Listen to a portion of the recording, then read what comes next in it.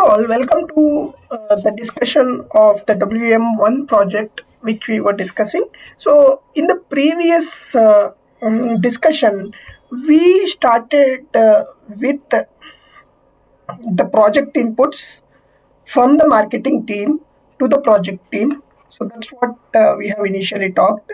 Now, what happens is once these project requirements are given to the project team starts doing the feasibility study. So we have seen all the requirements which are provided in a document.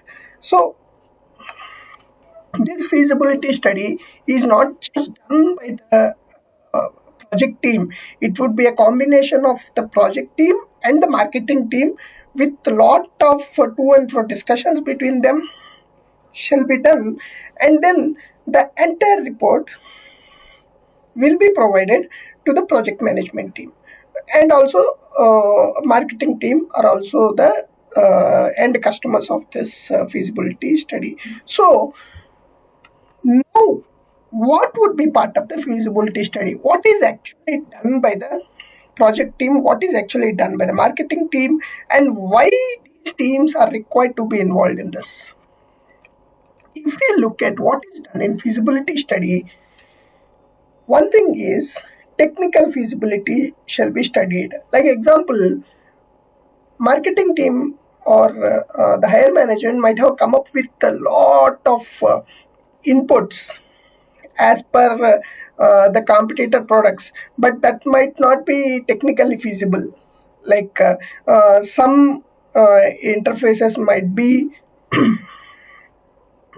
might not be used in the market anymore.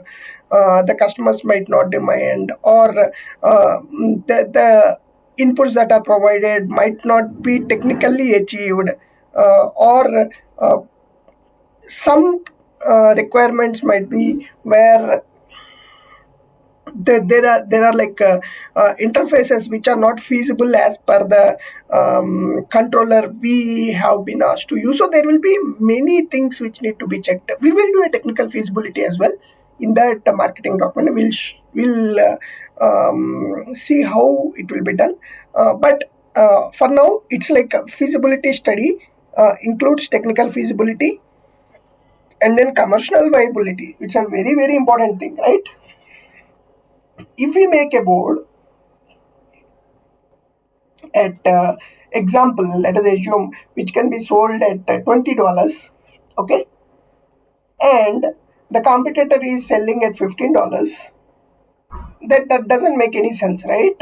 Also, if our cost of making this board is too higher, and we do not we if we cannot sell it at a higher price to cover those prices, and we don't have enough selling quantity in the market, all these part of the commercial viability, so that also will be studied here. And then benefits to the company, again it's the profits, what profits a company can achieve. All these come into the picture. It's like a resource versus benefits criteria which will be checked. Resource costing here. So all these would be part of the feasibility study, which gives a basic insight of whether to take this project forward or not, or drop it at the initial stage itself. A very very critical stage, right? So this is where the make or break of the project happens.